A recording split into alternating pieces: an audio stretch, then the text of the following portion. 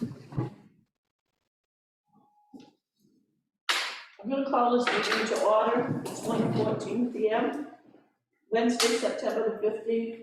Sorry for the late start, folks, but we had to wait until we had a quorum present.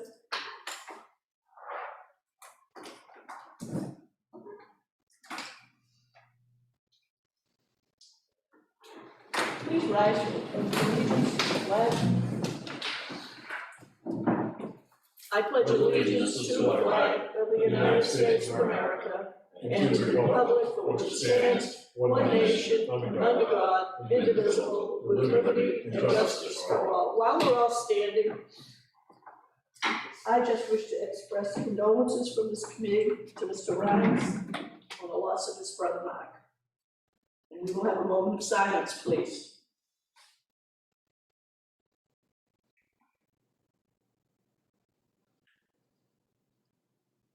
Thank you. Thank you, committee members.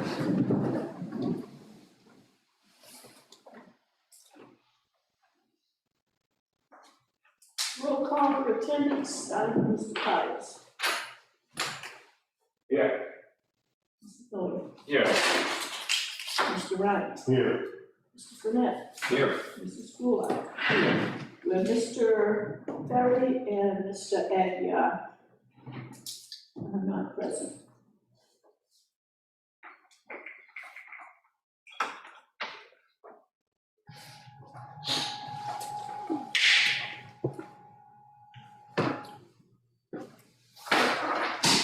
Agenda item 4A, 833 Main Street. Who has information on that? So we received I guess it wasn't a complaint. There was a pretty big puddle in the back of some yards over there after the 6-inch rainstorm. We went out there, it was a couple days later by the time we got there because it was like a Monday and the water had gone away. But it appears that as we've mounted all the septic systems and the houses around it, it kind of created like a valley, but it had gone away a couple days later. So, but we're gonna do some more looking at it. We just haven't, because the puddle wasn't there anymore, the imminent threat kind of went away, so we backburned it momentarily. Okay, it wasn't there long enough for mosquitoes to. Okay. Did you get to speak to the homeowner?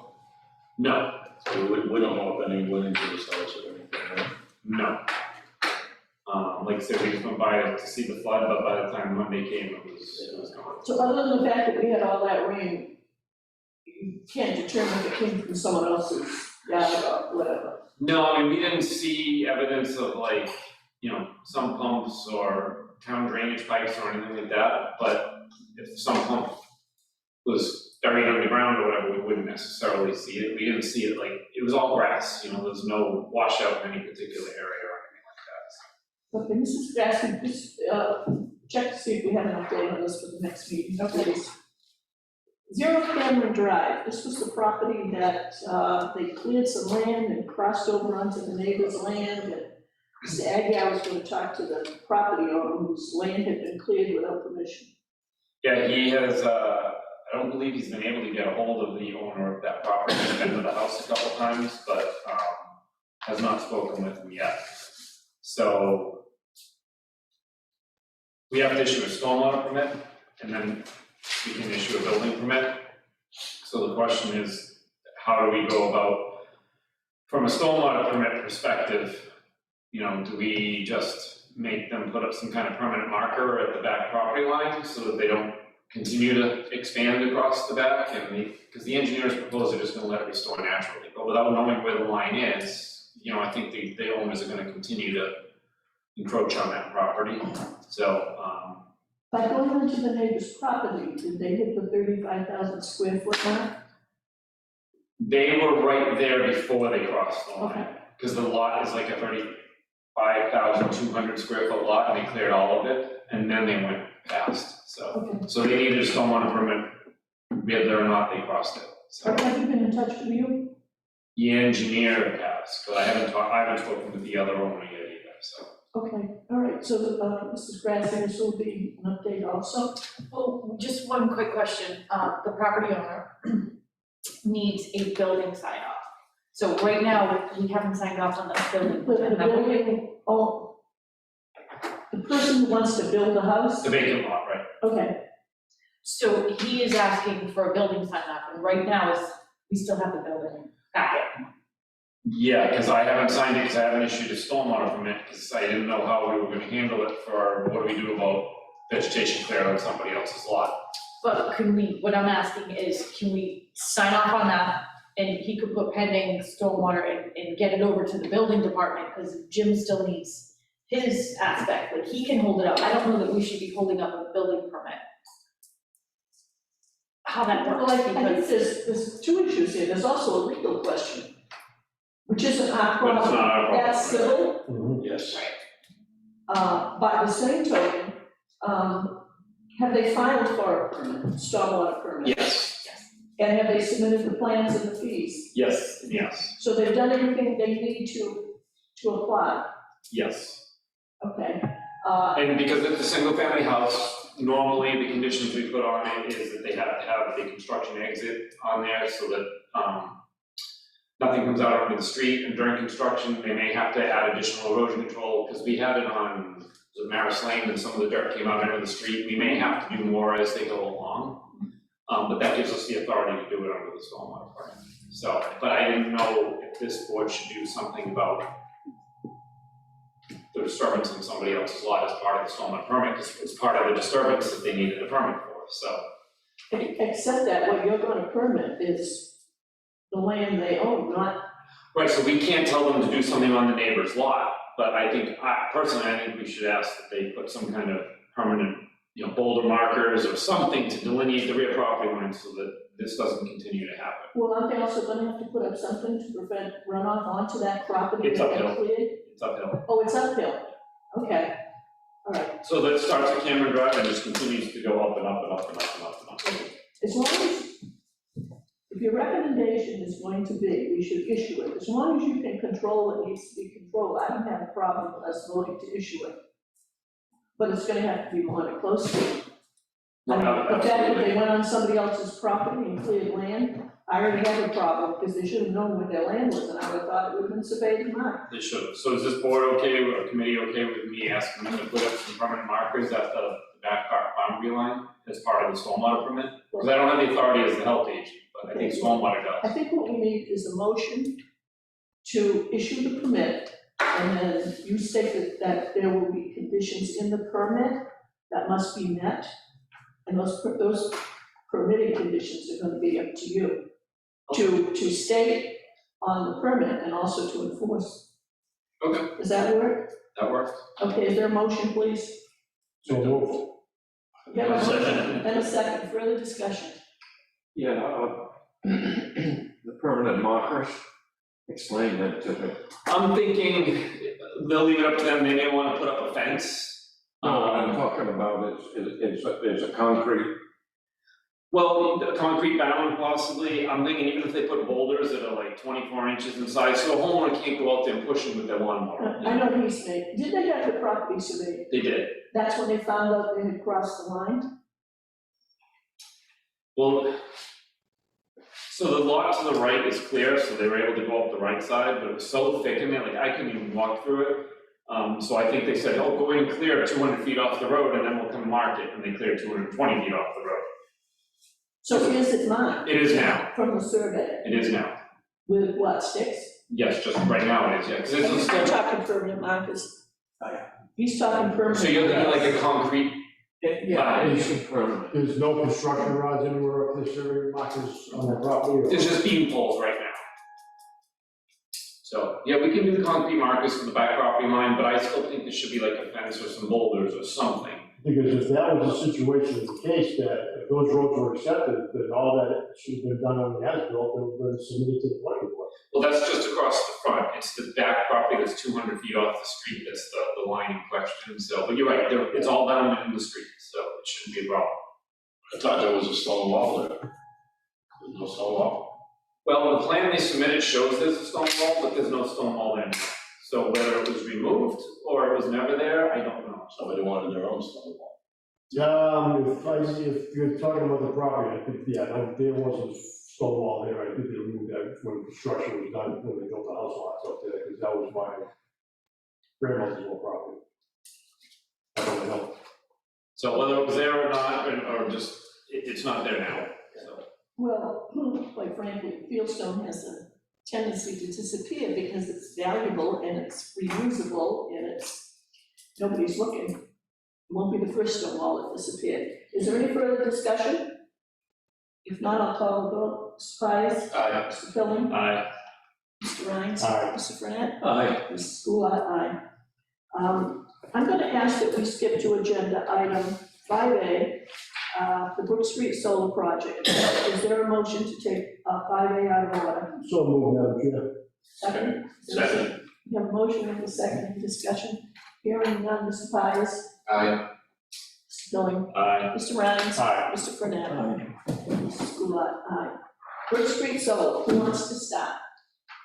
Well, just for the people in the audience, I think they should be made aware of who's in the crowd. Okay, if you would just state your name. Also, the microphone is right up there on the table, right there, so just, you can speak from where you are, just make sure you project. It'll pick you up. Okay, it's Ahmed Hafiz from Grasshopper Energy. And I'm Jonathan Prasad from Grasshopper Energy. And online, we have Mrs. Beausoleil. Is there anybody else online? Oh, No. oh, Okay, Lorraine, can you hear us? Yes, thank you. do you have anything to report?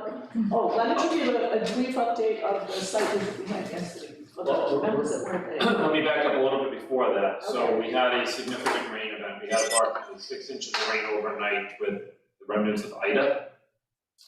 Right? Oh, it was Nicholas. No, Nicholas. No, it was I. Oh, it's still I. It was I. So anyhow, as a result of that storm, there was large quantities of water. There were several breaches in the erosion perimeter controls. They had installed some additional check dams along the driveway and stuff, but there was silty water running in the brook, out down the ditch down the side of the Brook Street. This was all pointed out, it was addressed, they fixed all the breaches, and things are back to where they need to be. Angela from Orbital is the one that's kind of taking the lead on the stuff on site, and seems to have it buttoned down. We had recently, it was a site visit, because we didn't have a quorum of the board, we only had a couple members of this committee. We went out there to look at it because there were some discrepancies. The plan that was submitted to this board, the planning board, and the conservation commission was dated January 29th. But the plan that they've been working from on site was dated January 26th, and it was a different plan that showed some different locations of stuff. Specifically, there was a few extra utility poles. The panels, some were relocated from one location and put into the stormwater basin down by Brook Street, and is now proposed some battery storage units on site. So we were there yesterday to kind of get a look-see at what was going on. And I think the applicant can take it from there. So, you wish to speak? So there was 3 changes to the layout as You have to speak a little louder for the microphone. there was 3 changes to the layout. One change is the MV line. Was supposed to be to the north of the access road, and now it's installed to the south of the access road. And the reason for that change was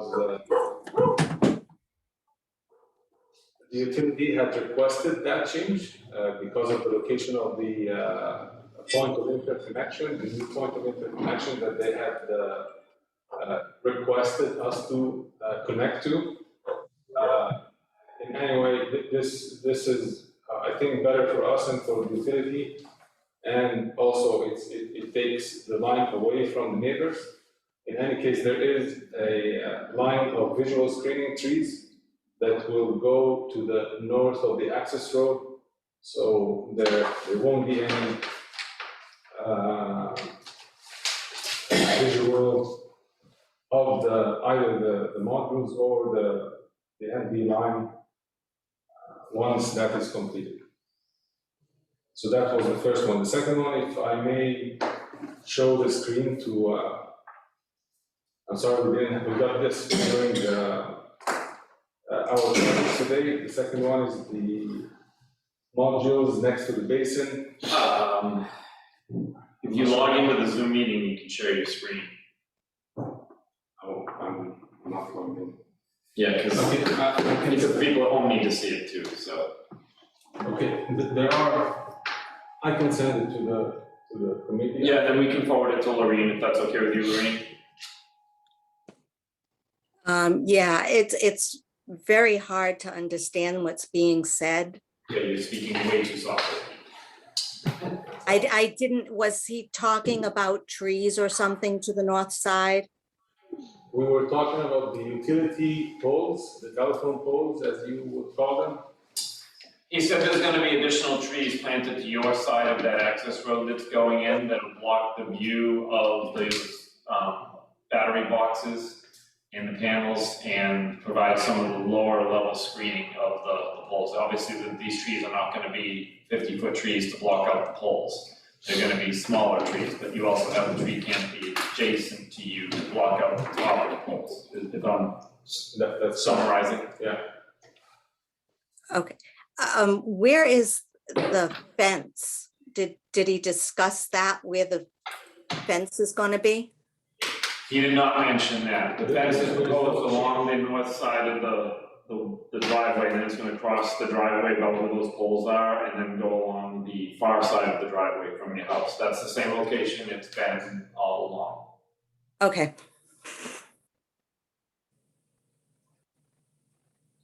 Okay, so yes, that was the first change. The second change is that there are some modules or tables that are installed in the basin area. Yesterday during the meeting, the site meeting, there was a question about whether the panels are in the 100-foot buffer from the wetlands, and we verified that with the engineer, and it is outside of the 100-foot buffer. The panels as well seem to be outside of the original basin area. Still, we will send the layout to Mr. Pilling, and he can share it with the committee and the neighbors as well, and everyone attending. The third change is the batteries that were added to the layout. It is in the same location where the equipment were supposed to be. However, like the numbers and the size was not clear on the original, the permitted plan. So now we have that clear in terms of size and number, and it is on the new layout. That was submitted to the planning board and should be discussed tonight during the These planning batteries are board. already installed on the facility, I think they have not been installed. They have not been installed yet. The storage containers are there, but there's no batteries in them yet. Storage containers are already installed on site, Correct. in the location where it's supposed to be. Really, Well, the location where they want, they asked. Really, this discussion is transpiring right now is a planning board discussion. It should not be part of the stormwater committee. You should be here only to discuss stormwater issues by running off of runoff, water runoff, the culvert not being blocked, these types of things. So these questions that are being posed should be posed directly to the planning board this evening and have no jurisdiction with this committee. So Tim, But time out, excuse me. The only thing I'm asking them to do is follow up with what Mr. Pilling said about the meeting. You're correct, we're not gonna get into the discussion, because I got something to add also that was from the fire chief. So the information they're giving at this meeting should only be limited to the conversations we had and not about what's gotta go to the planning board, okay? right, so we asked him to come here to explain the changes, because if there's a revised plan that's out there that is going to the planning board tonight, assuming at some point the planning board approves that plan, it's gonna have to go back to conservation, And then back to building department, and stormwater for all of us to look at to decide if we think it needs to reopen the public hearing here, or if we can just accept the plan into the file. And that's why he's here just telling us what the changes are, because if there's something dramatic, we would wanna weigh into the planning board and say, hey, we have an issue with this. And so, and that's why he's telling us, so, for example, like my opinion is these battery storage containers are so far away from the drainage basins and the wetlands that I don't think it affects the stormwater. Just like the telephone poles, I don't think are large enough to affect the stormwater, but I am concerned with the panels being placed in the basin. But this is just my personal opinion, but that's why he gave us the update. But yes, you're right, it is a planning board purview, so.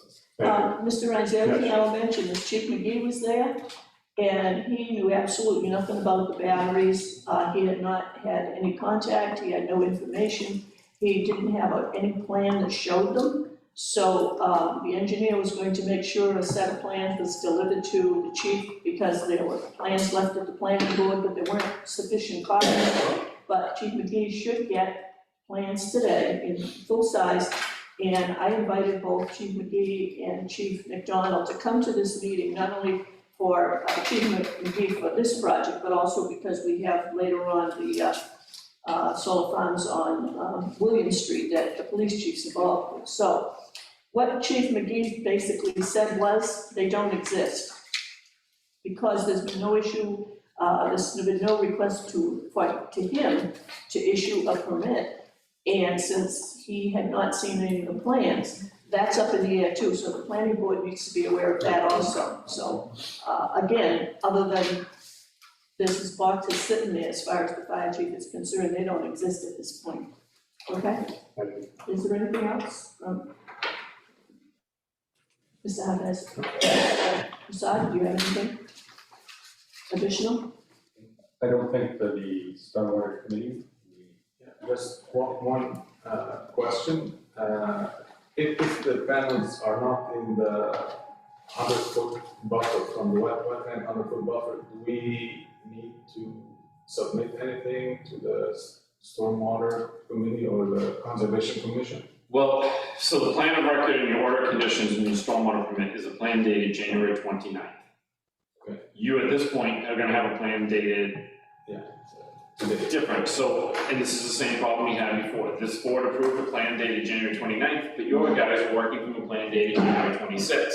So now you're gonna have another plan dated June something, but yet our permit issued, and that's why it's confusing. So we're asking you to come back to us and the commission to accept the revised plan and file as the current plan of record. Okay. What we're here for today is if there was something that we felt that would affect the planning board and they needed to hear about it from us, that it was our opportunity to put together something so we could relay it to the planning board and say, we have a problem with this, we don't want, and he can take that back to the planning board. Okay. But once you're done with them, which could be whenever, then we ask you to come back to us. And conservation, Yes. because we don't have the correct. Updated. It's the official plan of record for all eternity, and you don't want, when you submit an as-built, it's different from the plan of record, and then it gets confusing for you. I have a question.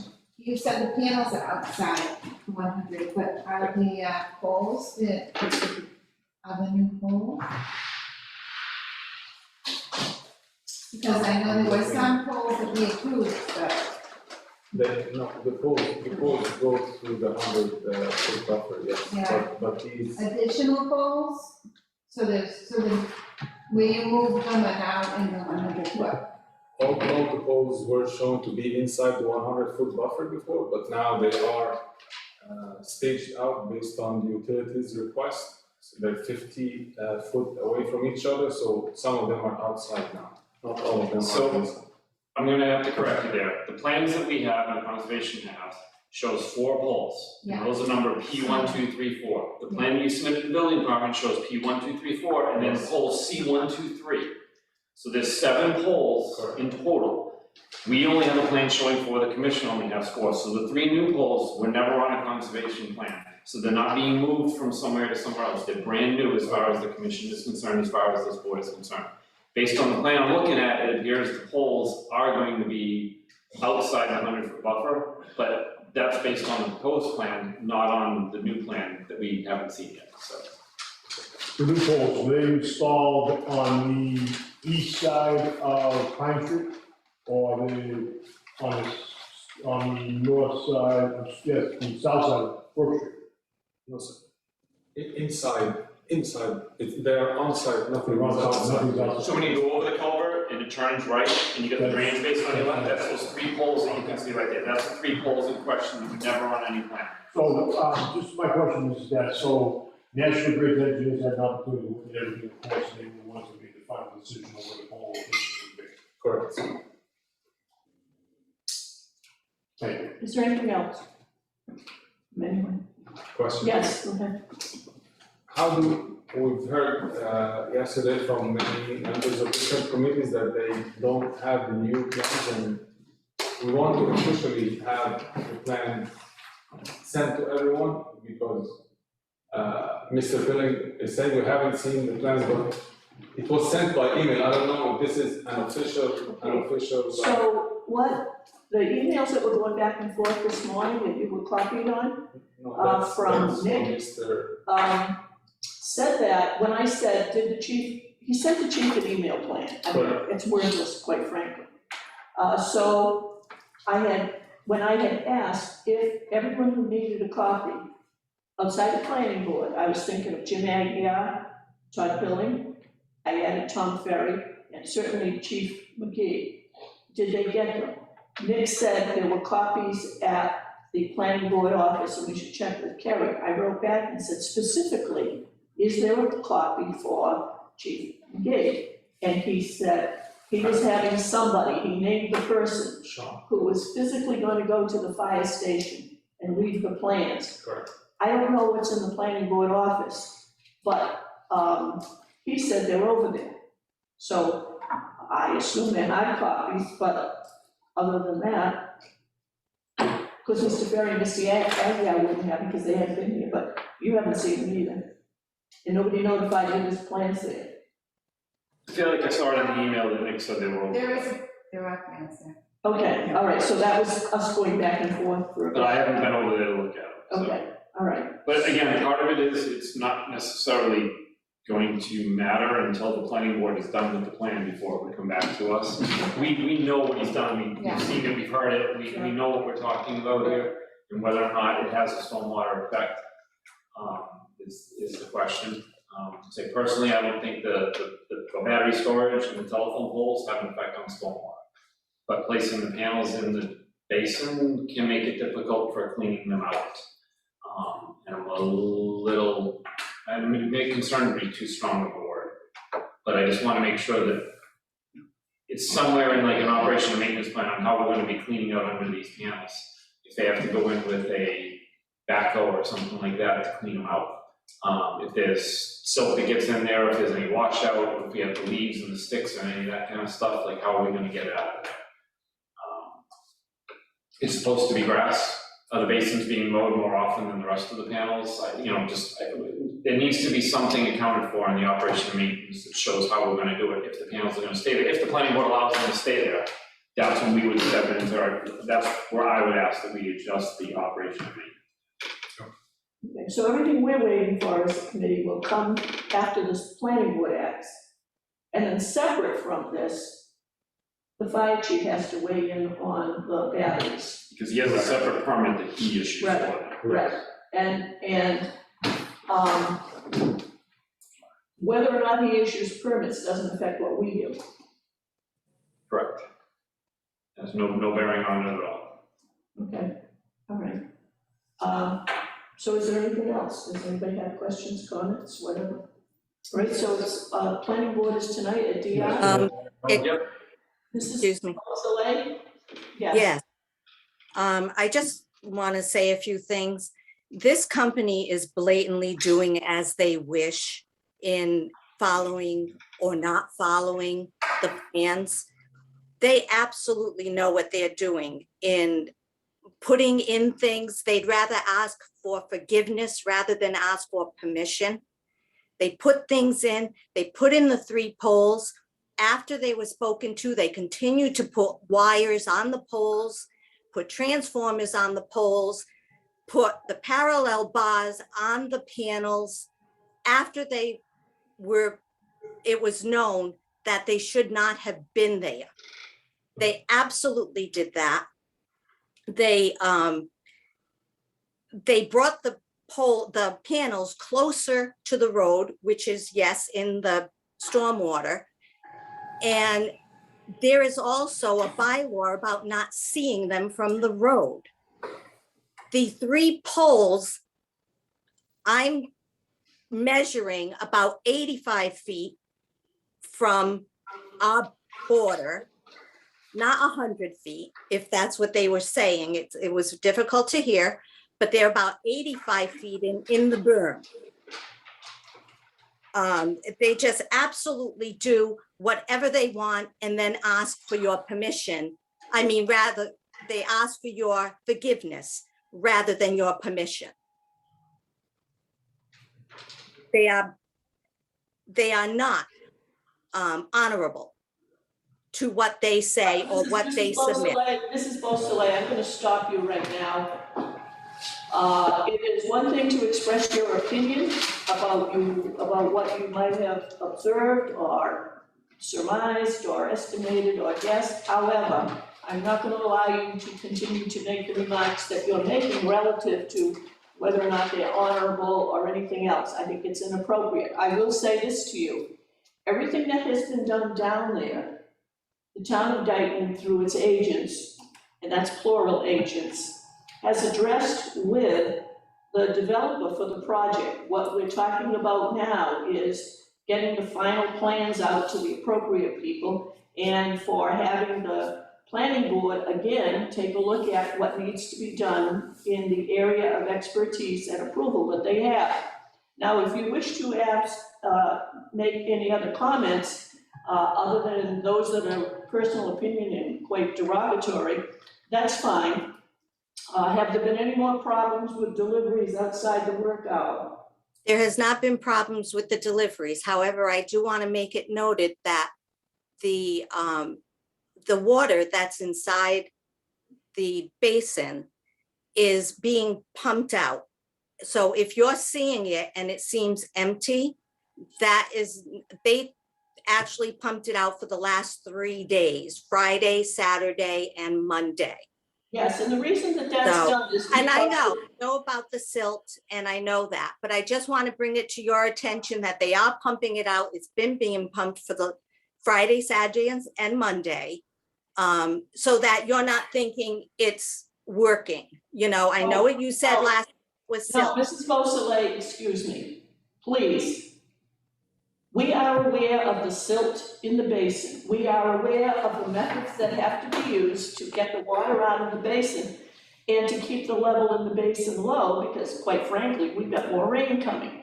And so, yes, they have to pump it. They are going to have to remove the silt that's in the bottom of it. They're gonna have to seed grass and everything else. We are aware of what they're doing. As a matter of fact, we discussed that yesterday when we were on site. These are maintenance things that have to happen until grass grows and the bottom of the basin is permeable so that the water will drain. But they can't allow the water to build up or sit there, or we're gonna have other problems. I understand that. I'm just bringing it to your attention because I don't know that you're being told that.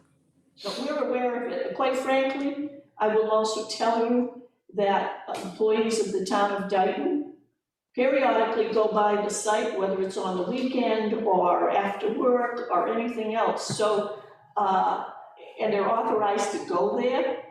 And if they find anything, they bring it to the attention of the appropriate person in town or the stormwater committee, or I get phone calls.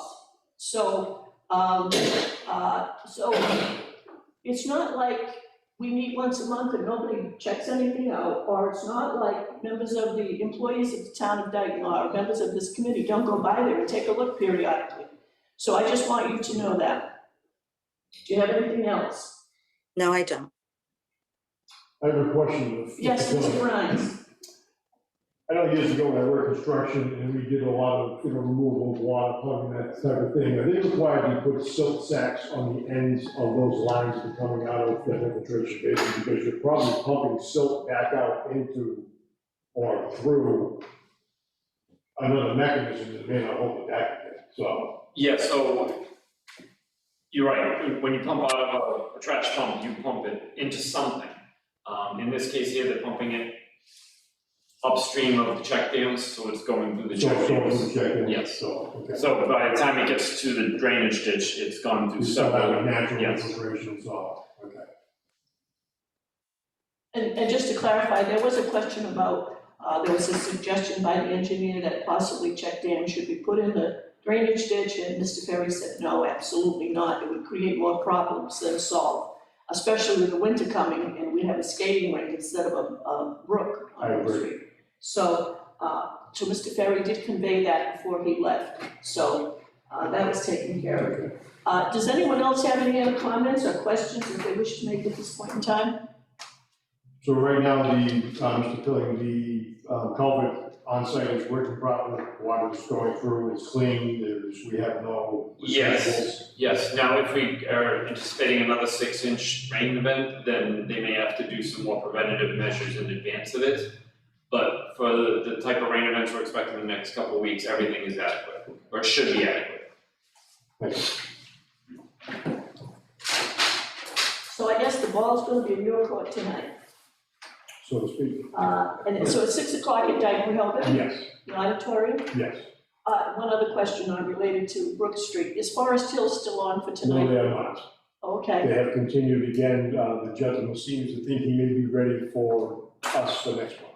do you know if they went to the town Concom? They did, and they're still waiting for their peer review to come back and be completed. Okay, thank you. You're welcome. That helps me because I'm kind of torn between two places tonight. And that takes care of agenda item 5. I see. Well, Madam Chairman, I did have something to add to that. Yes, I did find out, because the excuse me, what are you gonna address? Forest Hills, All right, we'll go back to that. Okay. That was just yeah, not an official thing. okay. So you're welcome to stay for the rest of the meeting. We've got a long agenda. I don't know how long it's gonna take. And you're also free to leave if you choose. You know where Dyton Hill Regional High School is, I assume? Yes, Oh, you'll find it. we have the address. Okay, okay. All right, thank you. And thanks for coming in, guys. Thank you very much. Thank you, gentlemen, appreciate it. We'll see you this evening. Okay, we're gonna go back to agenda item 4C. This is about the promotional materials. As you know, I had the calendars and the clips, and I haven't given some of those out, but because of the fact that we haven't been able to have public events, I am going to give out calendars at the, thank you for coming. Thank you, gentlemen. Thank you. I'm going to be giving them out at lights on, assuming we are going to have lights on. And then whatever is left over, I'm going to put in public places like post offices and banks, and just ask them to give them out, because obviously we want to get them out before the end of the I year. just would like to make a recommendation that the transfer station have some, because they Yeah. probably pass them out there. Good idea. That's a very good idea. Ross, besides post offices, But banks, then we with, can raise. both town halls, and, Transfer station. yeah, we have transfer station, and if I have enough local businesses, wherever. It'll depend on how many I'm able to give out, because, Lights On is pretty well attended. So I'm not giving out clips there, because I can use those for future events, but I gotta get the calendars out. So, Mrs. Grassi, could you give us an update on, additional materials? Okay, so we pricing for the grocery totes, which is the blue reusable bags. The last time we purchased, they were $1.10 a bag, and that was in 2018. Now the price is $1.20, it's 3 years later, so a dime a bag is not unreasonable. It looks like the freight came in and he said it was about $500, and Jim and Gula and myself thought that was crazy. And then when I look back, the freight the last time was $484.50. I think because those boxes are so big, it was 10 boxes. I think it was 10 boxes. And they were very heavy.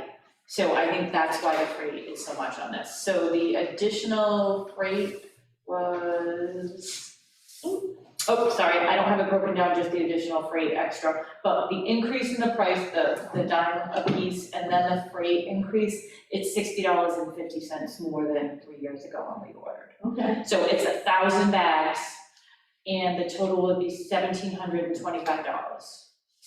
And the grippers, when we purchased those in 2018, they were 63 cents each, and now they're 69 cents each, so 6-cent increase. The freight back then was $29.49, and the freight now, I apologize, the freight now is $35. So it's a $5 increase. Total increase for the 1,000 grippers is $25.51 3 years later. What was the total price on that? $725 for the grippers, no change. So this pricing was good through mid-August, and we asked him to extend the pricing so that we had a chance to bring it to the committee, and he extended it through September 30th. So it would be great if we could vote on that today. Okay. Discussion on this, the reason why we're talking about bags and grippers again is because they were so well received. And at the firecracker event, when I ran out, I had a lot of requests for them. I did have calendars and clips, so I could give them something as part of the program. But in any case, the ones that we bought, what was it, 2017 or? 18. 18. One was in October, one was in November. So, I believe I did 5 events, plus I had some for firecracker, and we've got a few left. So that would be like 6 events. So at the cost of $2,450, 6 events is about $400 an event, which is not expensive, but I need to know, I need guidance, I need to know if you wanna expend this, I gotta get in touch with, if we vote to do this, the next step is I gotta talk to Mike, we gotta look at the budget and make sure we get the money to do it. But we've still gotta continue the education program as part of the MS4, so I need to know how you feel about this. Have you given any thoughts to using rubber ducks instead? Absolutely not. Where's the company located? Halo is out of Chicago. Are you thinking about a road trip? Too far from today, yeah. Yeah. We'll set the foot in the back and just pick up and drive back. No, I will agree the bags were a big hit. They very functional, you can continue to use them. The grippers, you don't know if people use them or not because it's in people's houses as opposed to them carrying to the grocery store. They all said, do you have any left? And they wear out after a while because the material, I don't know what it is, but eventually it will dry out. But also, if you wash these things, because if they get dirty in usage, that also degrades the material, whatever it is. But as far as the bags go, people said, I wore mine out and I need more. And the other thing too is, the period of time when we couldn't use our own bags at supermarkets. So now it's back to that again. And so I think that's another reason why they wanted to. Did you ever think about maybe mixing it up and getting, maybe see if we can get a price on a, potato chip bag for it? No, we got those. Oh, we do? Yes. We did just get those. We bought the calendars and the clips, because the clips was the, I don't know if I got one with me here. Yeah, Oh, there we go, this was Mr. Ferry's contribution. It's a freshness tool, and it says, yeah. No, I just. keep your water fresh, not polluted. That was Mr. Ferry's. Did anybody else want one? I can run downstairs and get them. Does anybody else need one? Calendars and clips. I We've got don't need them. more We've got potato them here. chips, but we just don't need it. You can use it for. You want the chips to go with them? the spring popped out of my clip Uh-oh, bring some up, Todd. and it all fell apart. Uh-oh. But you can put it back together pretty easily. Here's just a random thought, I don't know if you look in, like, what you look into the bags, but I have these bags that I've had for like 5 years from using bags, and they fold up into a pouch, and they're made of recycled plastic. I don't even know, someone gave them to me as a promotional thing, and there's a little clip, and I can clip it to my keys, clip it to my anything. Yeah, I've gotten those at, for example, MMA, because when they have the annual trade show, a lot of companies use those for giveaways and they'll have their logo printed on it.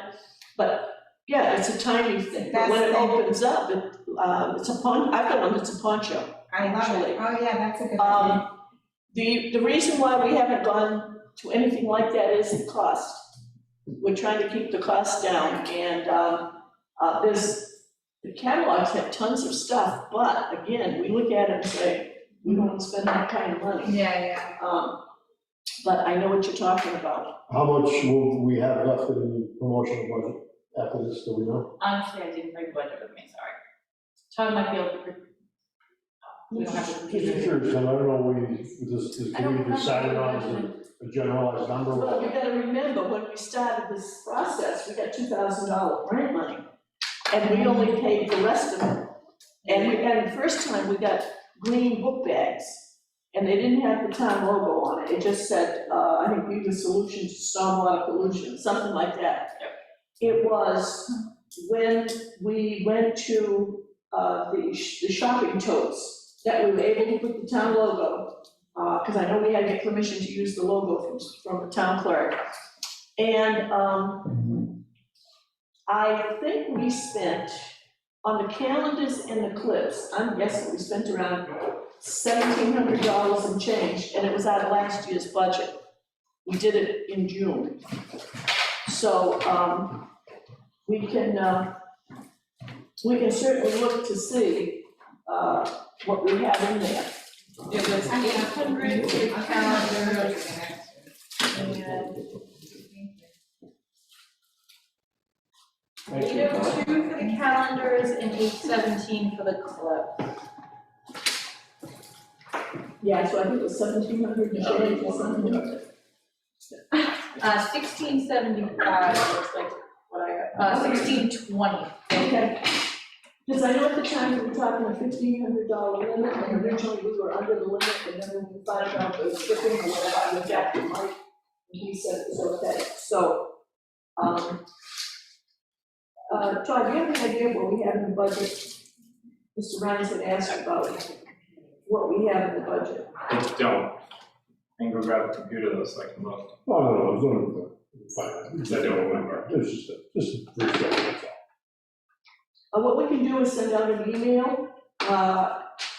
If there's a motion to do this contingent on sufficient funding, if we do that today, if we vote that today, then I'll take it to Mr. Mullin, and in the meantime, you can take a look at the budget and see what we got. I know Mr. Ferry told me about money he had somewhere in the stormwater budget. He said we could transfer if we have to, so he's not here to discuss that with him, but anyhow, that's. So a motion today would be appropriate, because if we had the money in our own budget, that we could spend it. If we have the money in the stormwater budget. If there are sufficient funds in the stormwater budget, we should move ahead and purchase these items as part of our public education program. You're talking like the stormwater committee have its own budget, or are we under the other one? I'm talking about Mr. Ferry's stormwater budget. $1 million budget? Yeah, right. It's a pretty high budget. But he had said that to me, so. I'll make that motion. I will second that motion. We have a motion and a second. Any other discussion, questions, comments? Hearing none, Mr. Pies. Aye. Mr. Pelling. Aye. Mr. Ryan. Aye. Mr. Burnett. And Mrs. Goulart, aye. Thank you. And once we get this all straightened out, we'll send out an email. Ross will send it out to the committee, so you know how this all came out. I'll check with Mr. Ferry and then talk to the town administrator. Agenda item 5B, 170 Beach Street, is there anything on that? Still have not received a plan for the septic system yet. Yeah, not yet. They're forever. Yeah, breakfast fine. It's good sand down there, yeah. How did he make out with all the rain? Went by, he had some water in the yard, but it wasn't to the level of what it was When we were when we were there, yeah. Really? Did the ditch get opened up somehow? Yeah, I was gonna ask, Tom Ferry been down there at No, all? he didn't do that, he said it's on hold. Well, you gotta remember, in the springtime, the water table was very high in the ground. And now the water table is not as high, so most of what we have now is surface water puddling, not groundwater. So, Okay, and that's why it wasn't as high. But, yeah, we can take a look at that. okay. Could we, put it on a future agenda? I'm curious to see what a developer is going down the road and across the street with the water. Yeah, we'll have an update at the next meeting. Yeah, Tom Ferry will. Yeah, Beach Street, curious, I'm okay. not gonna bring it up here, but. Yeah, Tom's probably waiting for his work to continue on this guy with Twitch and stuff. He's had a few other distractions in the DPW life of late, so. Just as you. Okay, we'll move on to agenda item 5C, update on 2371 County Street. Mrs. Grassi, do you have something on that? Or Mrs. Caledonia? I do, yeah. Okay, please give us. Sure, yeah, I'd be happy to. So, I reached out to Mr. Mitchell, because the Conservation Commission is meeting tomorrow evening, and I just wanted an update. And, I can read this for the record. This is the response from Mr. Mitchell that he sent to me. I forwarded it to Ross. Lisa, my clients have informed me that they are working with G. Lopes concerning filling the area with clean fill. They're waiting for an estimate on what it would cost to fill in the remainder of the land with clean fill. Once they get the estimate, we will provide you and the Stormwater Committee with not only the estimate, but whatever plans there are for filling and work with the commission towards properly filling in the area. Further, they have told me that they have not yet begun the removal process as the contractor they have retained has not had time to get to the property. Again, this month I'm not available Thursday night to attend the meeting because of a matter that prevented me from attending last month, and which, like your meeting is scheduled for the third Thursday of each month, was continued until this meeting for further hearing. So I need to attend this Thursday. Please let me know if my client should attend your meeting tomorrow evening. So, I responded, I would like his clients to be at the meeting. And that's the update. Okay, any questions? Yes. Why don't he get an estimate on how much fill? He hasn't taken anything out yet. Exactly. Well, that was, my understanding, he's waiting for the landscape business that was somehow connected to the dumping to remove it. I would almost think, speed this up by hiring the company that he's talking to about fill to clean it up and bill the other company for that work. Then they can come back to us with a plan on what they want to do. But without I don't know, maybe the landscaping company has indicated that they're gonna get there, but if they keep putting them off, like I can't get to it, I mean, landscapers are still pretty busy right now. And Yes, they are. until the last leaf falls, they're gonna be I busy. don't think the landscape people that, we got the letter from has the equipment to remove that stuff. He seems to think so. They said they're gonna do it with a bobcat, right, Roz? In the minutes, it said bobcat, Yeah. right? Yeah, Yeah, they weren't doing anything bigger than that, I No. don't think. They were just removing the top, Right. But how is the Bobcat gonna get to the top? I don't know. No, they're accessing it from the top and driving it down. There's something amiss going on here. I'm not sure what it is. so, What we need, I think we need somebody to give us a legitimate estimate on removing, what's to be removed, how much is to be removed. And then he can figure out what he needs for fill. Or restoration. we did get there was a 3-step plan and there were, I think, costs attached, and we said do steps 1 and 2, but don't do 3 yet. So I think he's just getting a rough idea on 3, and he has a reputable company to do step 3. So when they come to when they go to the Concom tomorrow night, you probably should raise that issue there, because you need to know also. Absolutely. And hopefully if you find out at our next Yeah, stormwater let you meeting, know. we'll know what's going on, okay? This is just a question I'm gonna pose. Does the committee have the power in a circumstance like this to say to the individual that you will have 18 months or 12 months to complete the task, and that's it? If we don't want you coming back to us 2 years later saying that, oh, we couldn't get to it as a contractor, we couldn't get to it in time. Yes, and it wouldn't be 12 months or 18 months, quite frankly, it would be shorter. And so I think once we hear from what happens at your meeting tomorrow night, when this comes up at the Stormwater Committee meeting in October, we should take decisive action, one way or another. Because again, I would think the cost would be comparative, whether you're using a landscaper or you're using the contractor you're gonna have for step 3.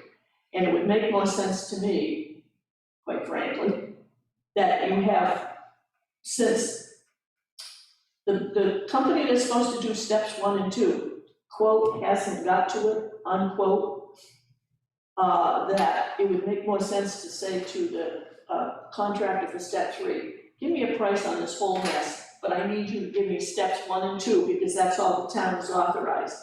And then give me a number for step 3, but don't do that until I hear from the town. So I would think that's what should be done. So, And, yes, and the Conservation Commission has the authority too to put a timeline on it. So we can say to them tomorrow night, you know, hey, you have 90 days or whatever we want to say, and otherwise we'll issue, because we have an enforcement order with them. Yes. well, not only that, quite frankly, 30 or 60 days would be the max, I would think, because 90 days, you're almost into December, it could be snowing. But the other thing too is, the contractor for steps 1 and 2 hasn't been able to get to it. Well, when is it gonna get done? Because 3 can't act until we know what happens with 1 and 2, and they got permission to do it, and we need a plan for 3. Right. So, And 1 and 2 is only a part of what we really want. exactly. So then what happens? And in order to do step 3, since it's a separate contractor, they've gotta know what's happening with 1 and 2. So everything's being held up, but, again, we'll see what comes out of your meeting, because these issues can be raised tomorrow. Yeah. Mr. Mitchell will not be at the meeting. Is the meeting at 7? Yes. I'll try to be there. That would be good. Because then I can just say what happened at the meeting today, and we're all looking for some action, and we're looking for a timetable. Not only that, if you set the timetable 30 or 60 days, Clock starts ticking. exactly, because we're certainly not gonna go a lot further than that, and we probably wouldn't go shorter than that, since you've already got the order of conditions up there. Is there anything else on this, agenda item? No, I think we're gonna get very good at doing this because we have the whole railroad bed down the road, I think, coming up. There are several that we're gonna have to do the same thing on, yep. Yeah, I know that, safety and security really should be our issue, but how are they gonna do this, honestly, without accessing from the bottom of that railroad bed, if they're gonna do it properly? They need to be down on the bottom of that hill. Which means they need to access the neighbor's property. Well, they gotta build a road. So, Well, so we need to see what their plans are, so yeah, we're speculating. They might use a crane with a clamshell on the bottom of it to take everything out. We're speculating on how we think they're gonna do it, so until we hear their plan, I think we need to wait and see. Okay. Let's move on to agenda item 5D, Horton Street. Anybody know anything about the Horton Street project? Yes. So TLC has requested through their attorney to come back before conservation for approval of a modified culvert. We had previously approved with the project a specific culvert type, and they want to change it. At our site visit, we had agreed with them and DEP that we would hold off on approving or changing the culvert until they have all their other state permits and their federal permits. However, the attorney said they want to get moving on things that they can, and they want us to approve that. It is not, it's not a right that they have with the commission. When they come back from amended order, the commission doesn't have to automatically give it to them. The commission can say no, and it's not an appealable, thing, so we'll see. I don't know, regardless, we're still waiting for the other permits. So the water quality permit, chapter 91 license, all that. This is the property just west of Under the Sun. No, it's not, it's northwest of, it's on Horton, northwest of Smith's. When you came out the end of Smith, Yeah. take a left, Yeah. and it's like one telephone pole on the right. Okay. Now, we were there this week, last week?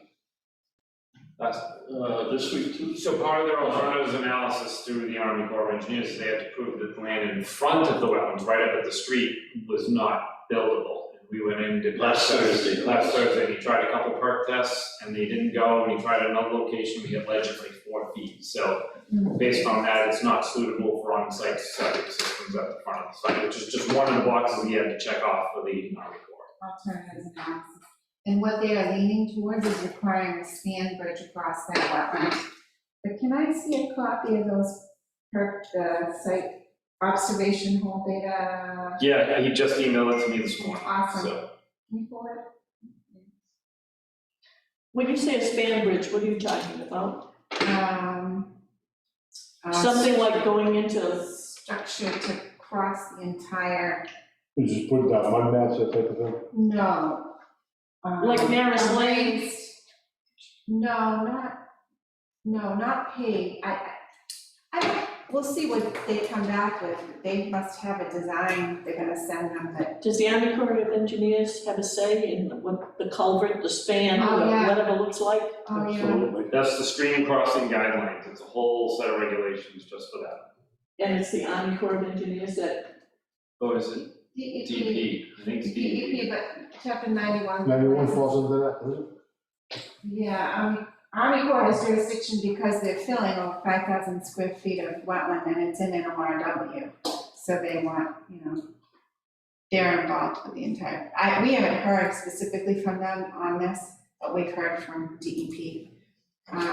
So DEP, like Todd said, is waiting for them to approve. They can't, can't build here, so we gotta build there, and if you gotta build there, I think DEP has another, 3 months, they have a long time to get back to them. was there flooding in there with the heavy rains that we had? That stream must have come over. I didn't go all the way into the stream, we stayed on Okay. the street. Okay. All right. But I'm sure it overtopped its banks, but it didn't come out 200 feet to the Or stream. didn't come out to the street, sometimes it has. But this river's like 200 feet away from the street, or 300 feet in, 500 Oh, feet is more than pretty Yeah, far. yeah, yeah, 5, 7. And I couldn't see it from the street, but I wasn't able to drive in.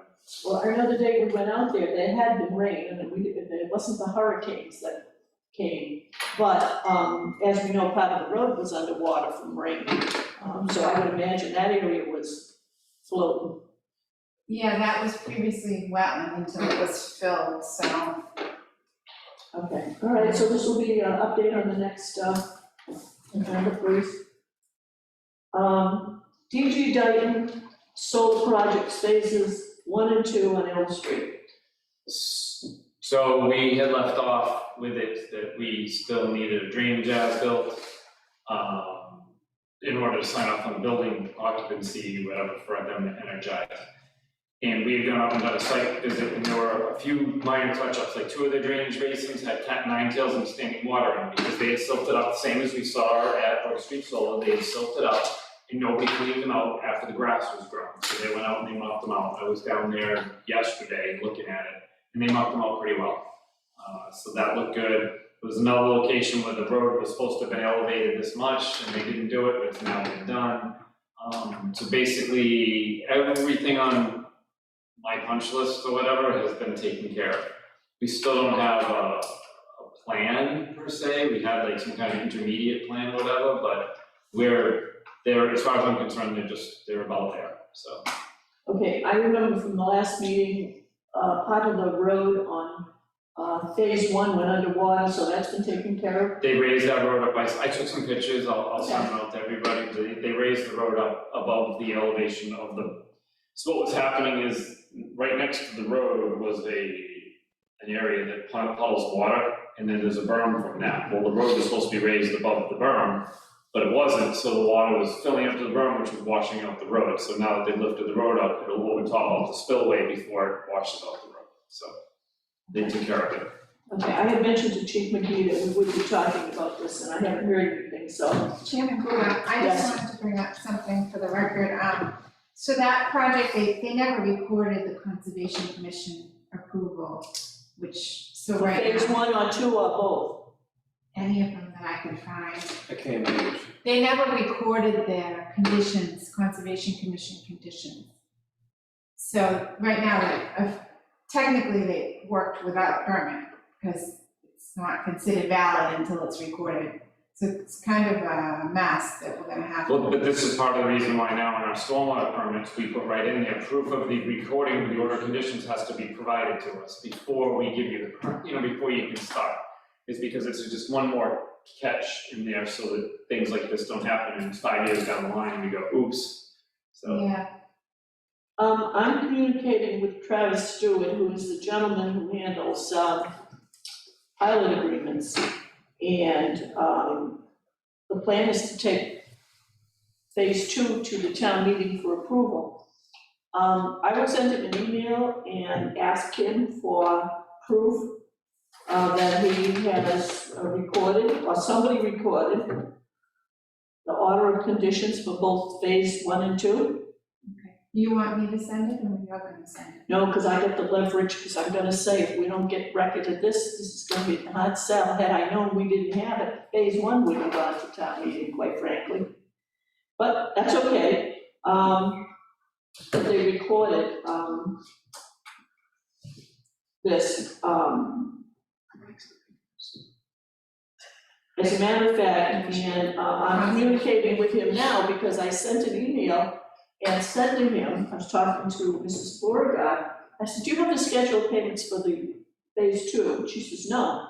I said, neither do I. So I sent an email, initially to Mr. Stewart, and when he responded, he copied to a number of people and said they would try to have it ready for the end of the month, and I wrote back and said, no. End of September is too late. November 1st, I mean, by law, statutorily, we gotta get this warrant done, approved, posted, and everything else.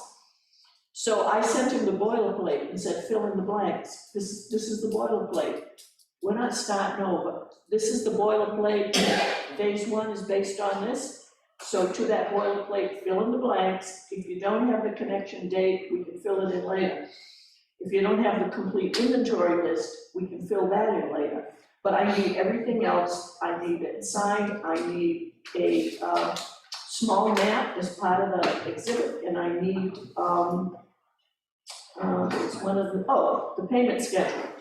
The first one was 15 years. I don't know if this is 15 or 20, but again, and I told him, please, I asked him, please send that payment schedule to Mrs. Beauregard as soon as possible.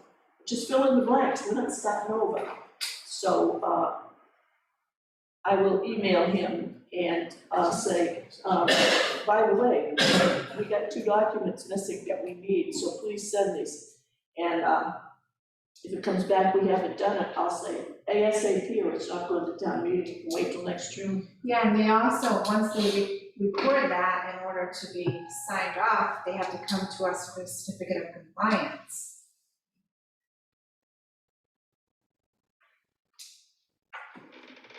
On both of them. Right.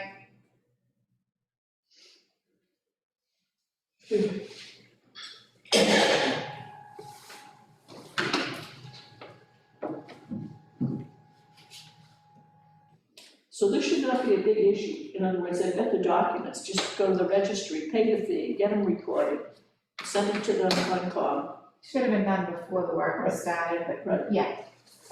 And this can all be done, I would hope, before this thing goes to town meeting. The other thing too is we can put it on the warrant. If they haven't complied, there'll be no motion. At this point, I think they're ready to submit for a certificate of compliance from the commission. It looked like the work is, it's just an as-built plan that we're still, they say they have it mostly done, but they're very, very close. They should be asking soon. So we also need the as-built plan. So will they be ready before our next meeting? The next stormwater committee meeting? From our perspective, remember, we've been waiting for a while now just for the as-built to come in. So yes, it should be ready for the next meeting. Okay, so that will be on the list. Ask them as well. I'll ask for that when I send them. No, they've given us like an interim as-built or like a draft, whatever, like 1 page or 3-page as-built or something, so they should have it pretty much done. But you never know. We want the final as-built plan, correct? For the completed as-built, how's that? Well, again, I think this is just a case of conversation I had earlier where I think the committee should extend our powers and say, look, ladies and gentlemen, you need to get documents into us in 30 days, simple, that's it. We need to set time frames. Because again, we're going around and around a lot of these things that should have been completed already. And I realize the pilot agreement isn't stormwater, but the fact that I kind of wear 2 hats on this, again, had I known for the other one, I would have made an attempt to get it done. So that's okay, I'll do it this time. And whether or not it gets voted on is gonna be up to them. And Charlie may have actually had a condition in there that it needed to be done within 21 days of issuance. I have to look back. The next stormwater committee meeting, the 3rd Wednesday, is October the 20th. That goes a whole month. Poof. Okay. And, so as I said, it can be on the warrant, and if they haven't given us what we need, I'm gonna tell them up front. It may be on the warrant, but we're not gonna wait for this stuff anymore. If it's not here, there'll be no motion. So you'll wait. I've already told them, we don't have a lot of time. You've gotta get this to me because the next scheduled town meeting will be June. So. Okay, the next item is, we all set with, phase 1 and 2 Elm Street. I think we've covered that. Okay, the next one is, update on the High Street runoff. This is 5F. I'll excuse myself as a board member, Okay, but I'm hanging in here as an abutter. So we've had a couple. Excuse me, before you start, Mr. Pilling, Madam Chair, I'd like to make a recommendation that the individual who would like to speak on this issue remove himself from the dais. okay, so if you wanna go down to the, I said I could. I know. Bill. It gives the best impression that if you are not sitting on the dais. Oh, yeah. okay, so if you wanna go down to the table where, That's, okay, well, okay. Tom usually goes to the other end of the room, but I don't know. I should have to go all that far. Very good suggestion. Not that I'm throwing you out. Very good suggestion. That's what I have. Right, on camera, it looks like he's still sitting. Want to give that appearance. That's right. All right, so we've had a couple rain events of late, and I think several members of the Stormwater Committee have been down there looking at it and going up and down the street looking at it. I know the most recent one, I think it was, we were down there and most of the water I saw running in the ditch on the side of the road was clean. It did not appear to be silted up like it has been in the past when we've looked at the water and it's been very cloudy. It was much cleaner than I expected, so that would tell me that a lot of the measures the homeowner has been taking have been working, including having grass growing in the backyard, right? Lisa? Yeah. I didn't go into the backyard, you were up there, but I believe, some vegetation has been establishing itself. Yeah. And is making a huge difference on the quality of the runoff. I don't know which storm I went up on, but I bumped into Tom Ferry and the water was clean, going down, the side of the road.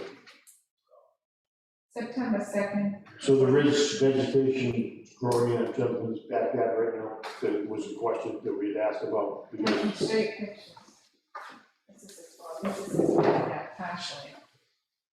So this is his front yard. No, the front yard, the septic grading and all that, they haven't started, it's not quite done there yet, we don't have an as-built for the septic system yet, so.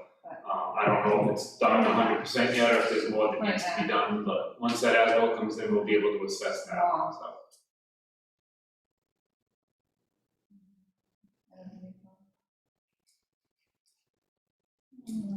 That's a front yard. That's down the driveway.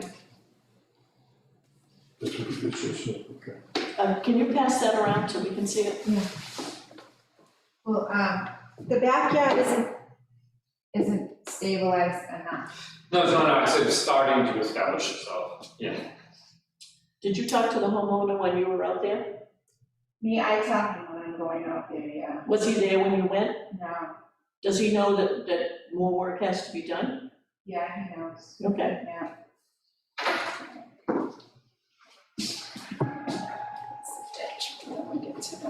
This is the driveway looking south, that's the front yard. This is the wall on the western property line. Okay. Silt fences are on, he has multiple silt fences at this point. This is the front yard and this is the driveway. This is the backyard. So he built this along the back. This is the neighbor. See, there's a machine out there. Yeah. So we still have some problems in the backyard, but this silt fence is holding all that. This is a view south, looking down across the street. Is that installed, or did he dig down and do a Oh, property? this is really installed really well. Okay. And below it is another one with shed dams of straw that I haven't put. Yeah, I've seen some So of this this is going this way, laying and around. those are going that way. So, yeah, Is that area in front, is that grass going to grow there? yeah, grass is gonna grow. See, this is the, Oh, okay, he has the netting in there okay, and seeded it. And that's the front yard too. So okay, it's so completely different. the than- grass is growing. Mhm. But what I am concerned about, so the grass is growing. I am concerned about, so you see it's holding the silt. Yep. And I couldn't find, see there's another row. Silt fences there. But I am concerned about this. Let me get back to it. The stone wall.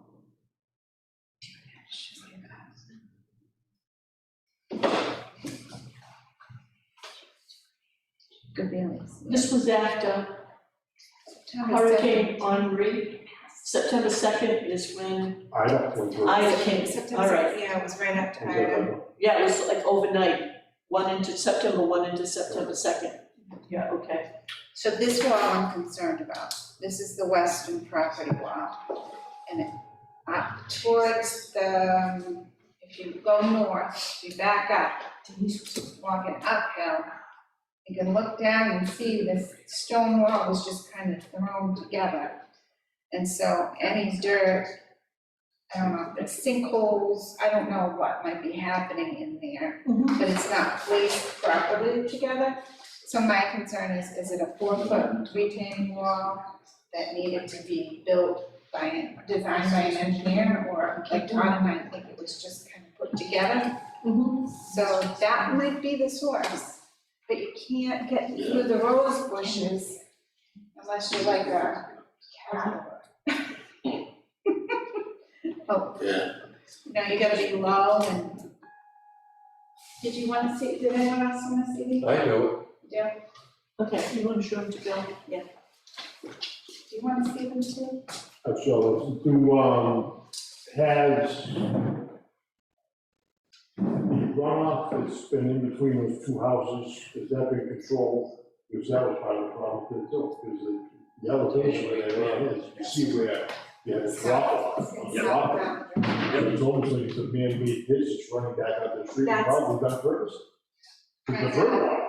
So they haven't really done more to stabilize like in between the two, there are some check dams and such there. Most of the stabilization was done on top of the wall. And even now that the grass is starting to grow, it's slowing down the water and it's cleaner, so less dirt running off. So that water is gonna continue to run down that property line and out to the ditch on the street. The whole hill is coming down the entire street, coming out to Park Street. And that'll never change. But what you saw was clean.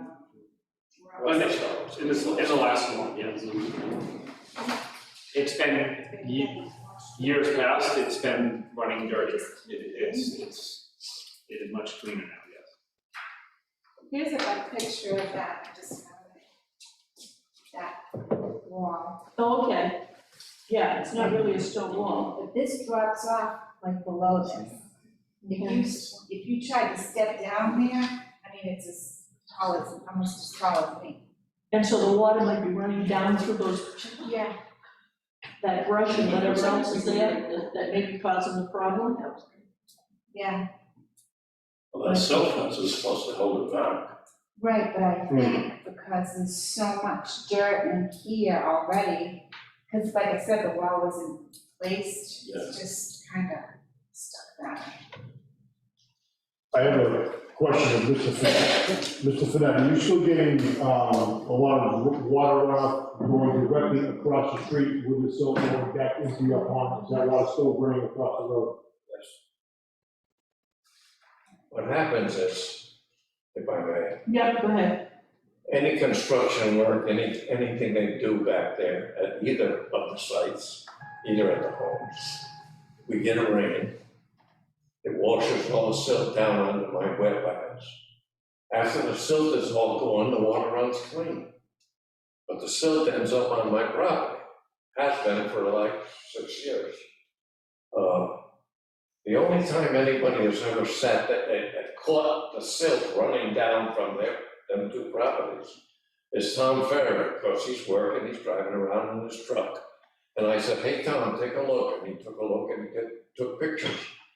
Now, the silt is running out of the east side of Camara's driveway. But apparently it's coming from Duat's property.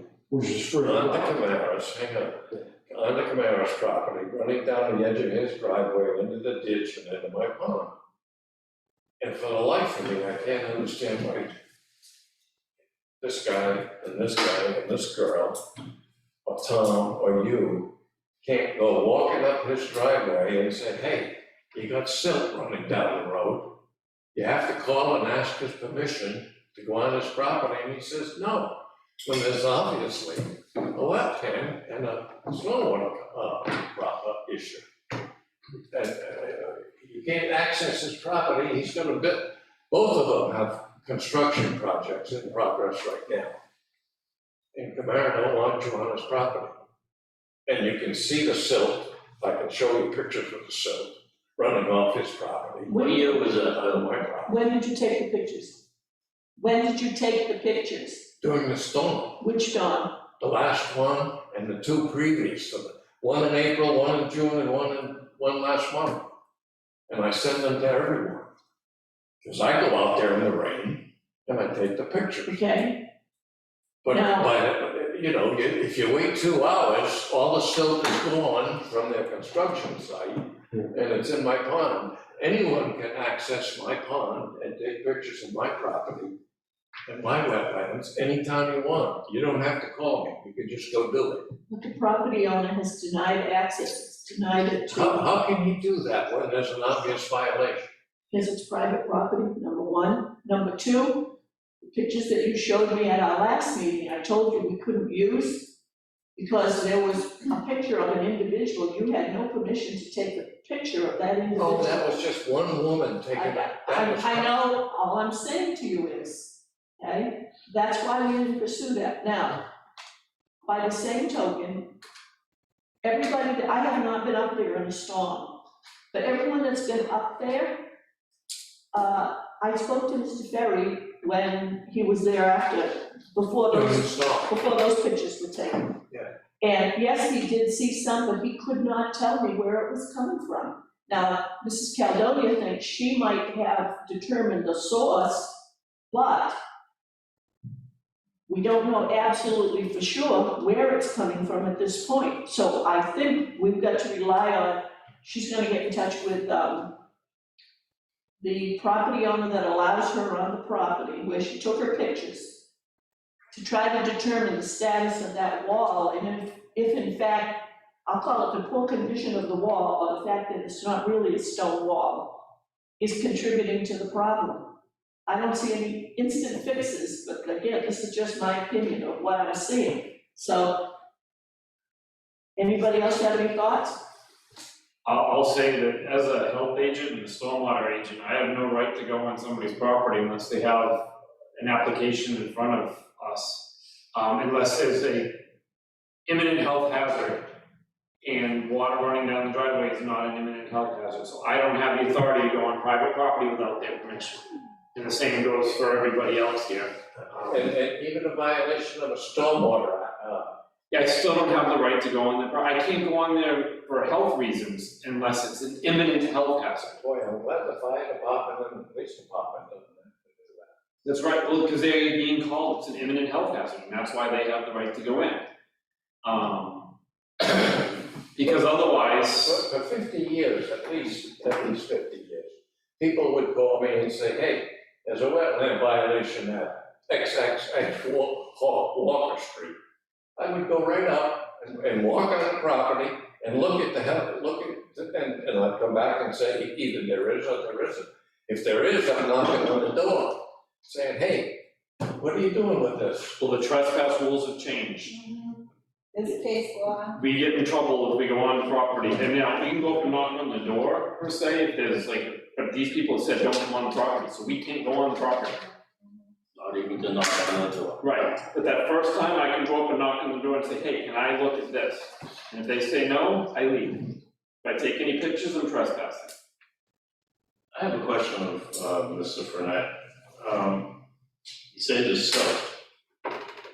silt comes down in the beginning, and it goes over into the pond, or your area there. How long is it visible, before Before it settles on the bottom? Yes. 2 or 3 days. Oh, so during a heavy rain event, if I go up there, I might see silt on that, in your water? Absolutely. Yeah, Okay. yeah, but Seems- the thing seems- is, it's from the source is where you can't see it, so Correct. it'll be cloudy in that pond, but it'll still be raining. And I'll be walking up the road looking to find the muddy water up the road, and you can't. It's Right. clear. If you put a cup in it, it's clear. In all honesty, I'm standing at my wetland, looking towards Hart Street. And this is a stream coming down the road. Yeah, I didn't even really, I'm standing right at the edge of the pond, yeah. and that's what's coming into the pond. When I was up there the other day, the water was crossing This one. the road in front of it. So you can't stop this way, right? Really look over there, you know, so I'll do that. You've seen me, I've sent this to you. Yep. So as I was saying, in all honesty, when you look at the situation we're dealing with, the stormwater agent, the conservation agent have both been there. Neither one can definitively say the problem is coming from here. Neither one has said today, I witnessed dirty water coming from here. Without being able to go on one of the properties, there's no way to inspect the property. I think the best we can hope for is when Mrs. Caledonia gets in touch with the property owner who allowed her on the property to take pictures, and she has the opportunity to discuss, let me say, something she wants to investigate, the stone wall, the barrier, whatever. The best we can hope for is she's gonna come back with additional information that identifies the source of the problem. But without, again, being able to go on one of the properties, she's going to do the best she can to try to figure it out. Without a definitive, this is the problem site right here. If the problem site is identified, whether it's one house or two houses, we could at least send a letter. That's not trespassing, okay? But at least we could say the problem has been identified at this location on your property, and you've got to do the following, all right? But outside of that, with nothing definitive, I don't see that we can act. So I think we, quite frankly, I think both the Concom and the Stormwater Committee have to wait to see if she is successful in her investigation. Yeah, if we don't know where the source is, if we don't know where the source is and locate that source, the original source of where it's coming from, then, you know, you're stuck, because what I was gonna say is that sometimes in a case where the land is elevated, okay, you have the soil coming down to the street. If you put in to say, if that man would say put in a 225-foot French drain, that would alleviate probably half of your problem. Because then you would have the natural runoff would seep into the ground, through the pipe, through the stone, and then you wouldn't have, you'd probably alleviate a lot of the problem. There's been a lot more silt than that. It's been coming down, like I said, for over 6 years. Does he have stormwater gutters on his house? That's what? Gutters. The rainwater, Incidentally, they don't register their, notice on conditions either, either one of the properties. I've never registered, and the one who is the biggest violator, his order of conditions has expired years ago. So I guess my question is, which is really not a stormwater question, why wasn't it enforced that they reported? Good question. and this is just a question, and in a case like that, then why were not the order of conditions extended until final completion of the project? That has to be requested by the applicant 30 days prior to it running out. So the commission can't automatically grant extensions without a request. But I've been getting an I'm awful sorry, lot I of said I silt. need the answer for you. I've been getting an awful lot of silt in my wetlands for a long period of time. That's And not- I understand that, and I wholeheartedly agree with your problem up there, and it's not for you to go up and do any environmentals on your property to alleviate your problem. It's my problem. What I'm saying is that you don't need to go in and put silt fence or erosion controls or anything, it's not your responsibility. It shouldn't fall on you, so where you have to put money in your pocket to protect your own land. It shouldn't happen. It's been happening.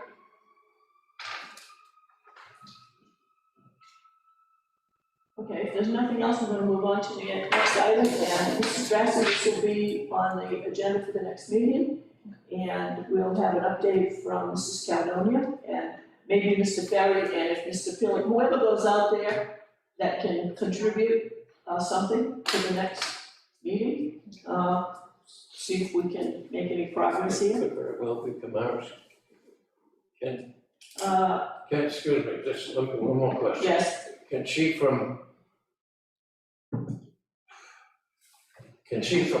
she has permission to go on lot 3 okay. or 4. Can she take pictures from lot 4 of lot 3? If they're relevant to the condition, but she's gotta determine what the condition is. Right now, she's thinking she may have a clue. If her investigation, it's like walking back up the stream to see where something's coming from. Yeah.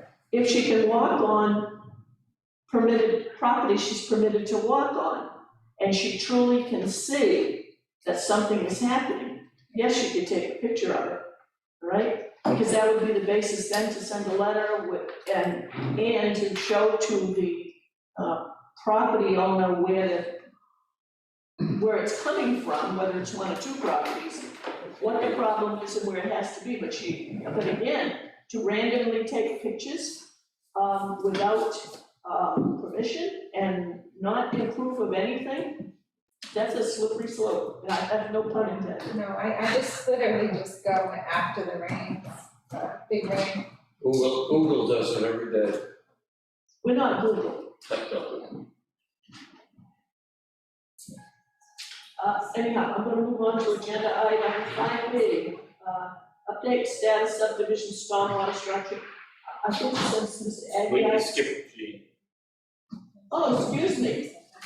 Forest Hills. That's because I checked it earlier. Okay. Let me get This is, Caledonia, you wanna talk Yeah. about Forest Hills? Oh, let Oh, the you know minutes what? reflect that Bill was coming back. You know, we gotta wait for Mr. Ryan. If we're gonna talk Forest Hills. Yes. Okay. So can we take agenda item 5H out of order, please? This will be fast. So A moved. motion, Motion to the motion, a second to take agenda item 5H out of I'll order. take it out of order. So moved. Second. I thought we were skipping these. No, all right, so, any discussion, I'll call the vote, Mr. Pius, Which one? take it out of order. The motion you made. No discussion. Oh, no, Aye. vote. Mr. Aye. Mr. Burnett, Aye. aye, so we have 4. Okay, so we're gonna take agenda item 5H, update on the status of subdivision stormwater structure inventory. I know that Mr. Aguirre is usually the person that reports. He's been taking point, and I don't know what the status is. I don't think he's been able to do much with it. We have been incredibly busy in this. Well, I know with all the storms and everything else that's going on, so we'll continue this for the next meeting. Mrs. Brassey, now we can go to agenda 5G, Forest Hills Housing Development. And I will go to Mrs. Caledonia and Mr. Rhines, whoever wishes to speak first. I'll speak. Last week I received, an email from Michelle Restino, the conservation agent in Taunton, just asking me, if there was an update of the, Forest Hills peer review, and, if they should do, they haven't presented, to them yet, and if they should, and I responded, well, they already presented to us, and I'll CC Marty here so you can know where things are at with the peer review. Well, Marty got back to me and said, we haven't started reviewing anything yet because we were told by the applicant not to, due to the fact that there was gonna be changes to that plan based on planning board recommendations. That was from March. So I thought there was like a time period, it's indefinite time frame where they can just keep continuing and continuing through that. Nothing under our bylaws or states, especially that they can just continue and continue and continue.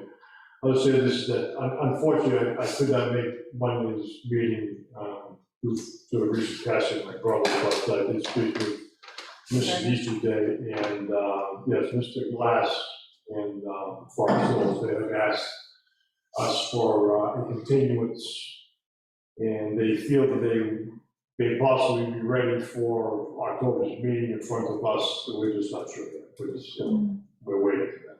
Yeah, so they asked us for continuance also. So when you say they might be ready to present the revised plan, and in that case, I think that's when they're gonna submit to our peer review, so it won't be till October that they probably submit that to us. Correct, and then once we receive an updated set of plans, then we will send it out to our peer review engineers, and then they'll go through it, and of course, with any comments, we'll go back. So I'm anticipating this is gonna be a continued public hearing for quite a while, until this is finalized, so. I think, as far as I recall, and please correct me if I'm wrong, when they're asking for a continuance, they set a time till a certain date, correct? They have to, yes. Correct. Yeah, so the only out there would be if they extend beyond the last day of their continuance and don't ask for it in advance.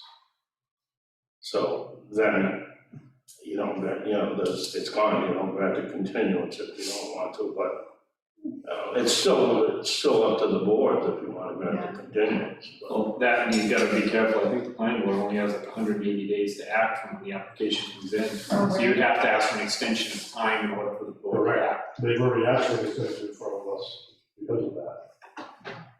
So is it 180 days each time? No, it's from when it's filed. When it's filed. And so you could say, all right, instead of it being September 16th, you say, we're gonna give the board until December 16th to act. And if they don't, on December the 15th, they say, we're not gonna be ready, Then the board has to close the hearing and vote. it's not automatic, they can't request a continuation? No, they can ask for there's two different timelines here. One is a timeline to act, and the board has 180 days to The act, planning board. right? Yes, so if at 181 days, the board hasn't made a decision whether the hearing's continued or not, it's automatically approved. Correct. That's why they were trying to, go around us, I should say, go around us and go to the town clerk to try to have it approved, if we didn't ask. Yeah, it's called constructive approval. Yes. Okay, so that didn't work. No. So, before the 180 days expired, did they ask for a hearing? They asked for an extension. An extension, and this is what continues to happen, Yes. month to month? Okay, I mean, if I was on the board, I'd probably ask for a 6-month extension or something instead of doing it monthly. Because if you don't have a quorum or something, then all of a sudden you're stuck. that's, So. And the Conservation Commission, they can say, enough of these continuances, we're gonna table it, and when you're ready, you'll re-notify the abutters by regular mail, and we'll start it all over again. okay. So just to reiterate what was talked about earlier in the meeting, so they went to the Taunton Concom, but nothing happened, so it's continued at Taunton? Yes, because Taunton's using the same peer review, it's the same set of plans.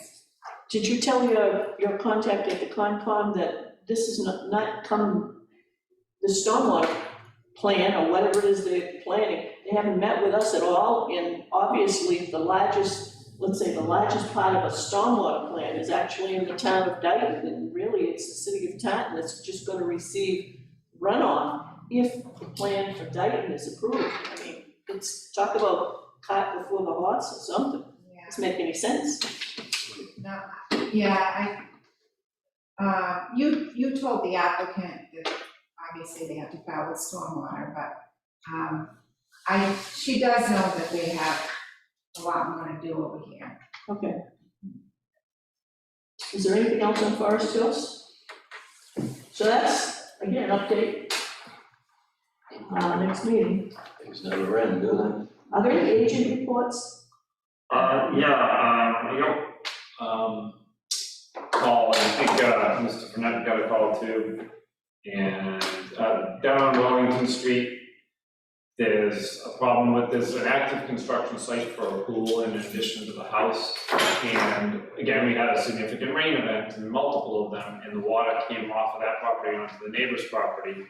And it had silt in the water, and it then ran across that property onto the next neighbor's property with silt in the water.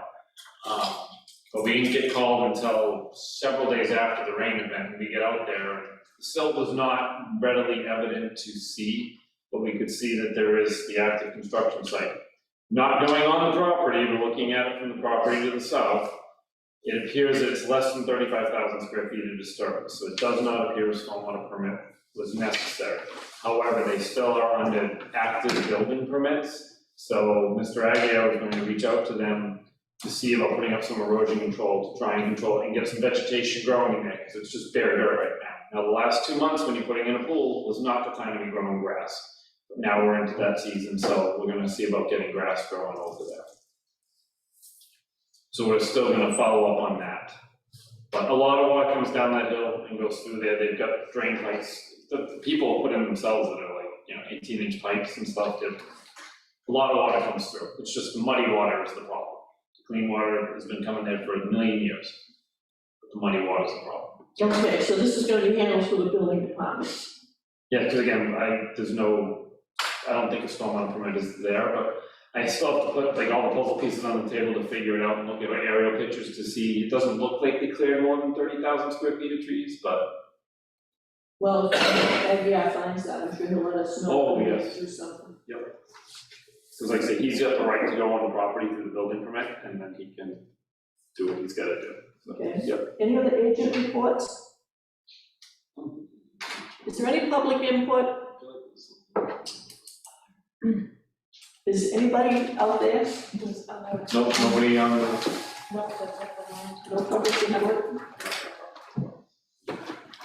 Any correspondence? No correspondence. Approval of the minutes, the only minutes that will ask to be approved is, are those of August the 18th. Madam Chair, we just received some more comments, on the minutes, so. Okay, so we'll put those on the agenda for the next, meeting. And September the 1st, I just had a chance to review those, What's the best minute you ever read? this morning when I was at an MMA meeting at the same time. Is there anything else to come before the committee or anything we should think about for the next agenda other than all of the list we've already got? If not, I'll entertain a motion to adjourn. So moved. Second. Motion second, all in favor, Mr. Pies? Aye. Mr. Dillon? Aye. Mr. Ryan? Aye. Mr. Burnett? Aye. Mr. Gulart, aye. We are adjourned. 3 o'clock. Thank you. Okay. So Jim and Tom are the reason why the meetings go so long. Evidently. That's what I took out of that. Okay. Did you, We should have texted Matt like, 110 and said, hey. We're done already. Tom,